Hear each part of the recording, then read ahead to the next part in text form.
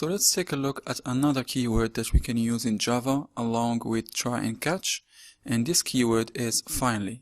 And the purpose of finally is to make sure that you execute some part of some code no matter what happens.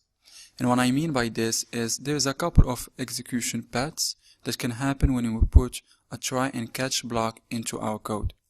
The first thing that can happen is this printer.print could not throw an exception, in which case it's just going to go on past, so it might go on to whatever lines that we have down here and just keep on running, and it will exit this method.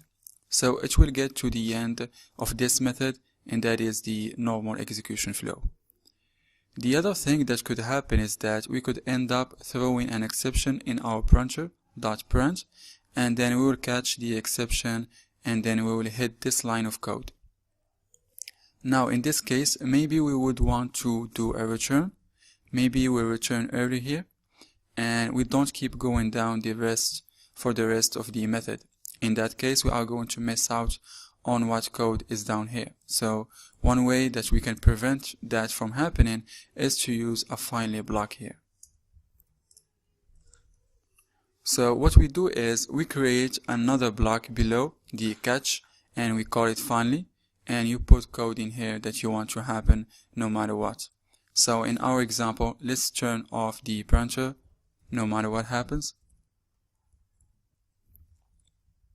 After we are done making copies, if there was an exception, let's turn it off. If there wasn't, let's turn it off. So let's go ahead and run this code the way it is right now, where it is throwing that exception.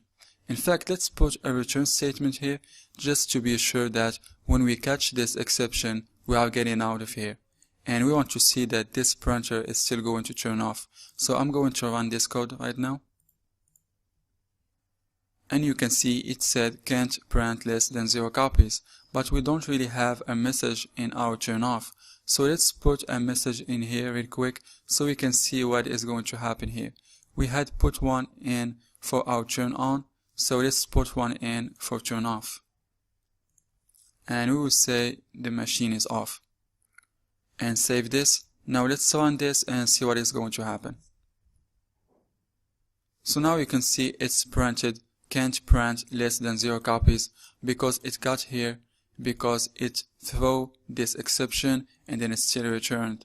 But before return, it actually hits this finally block, so finally happens no matter what. And we can demonstrate that this will happen even if we don't hit an exception. If we go into our print method and instead of checking copies, let's just comment this out. So this is not going to get executed. So it will actually try to print a negative number of copies. So we will run this right now.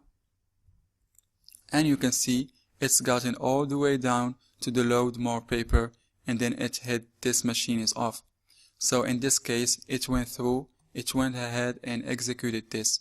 It never threw an exception, and then it made sure to hit the finally block. So finally is really useful in scenarios where you need to make sure that some code gets executed no matter what. And this is going to be a lot of these scenarios are things like where you have to do some kind of cleanup. Maybe you grab a file or file handle and you need to close that file even if you had failed to read it because you don't want to leave that file open. An operation or an operating system has a limited number of files or file handles that can be open at a time, and you don't want to leak file handles. You don't really have to worry about memory so much in Java because of the garbage collection, but you do have to worry about resource leaking, which is basically any time that you would grab some kind of limited or finite resource and then not dispose of that, not clean up that resource. Files are a really good example, but there's a lot of them that exist out there, and really finally kind of solves the problem because without finally we would have to basically repeat our code. We could do the same thing here. Instead of this finally, we could call printer.turnoff, and then we could call printer.turnoff here and get rid of this finally block. But the problem with that is that we are going to be repeating this code, and if our error handling code changes or the way we turn off a printer changes, we are going to have to update that in 2 places. So that's really the simple use of the finally statement in Java.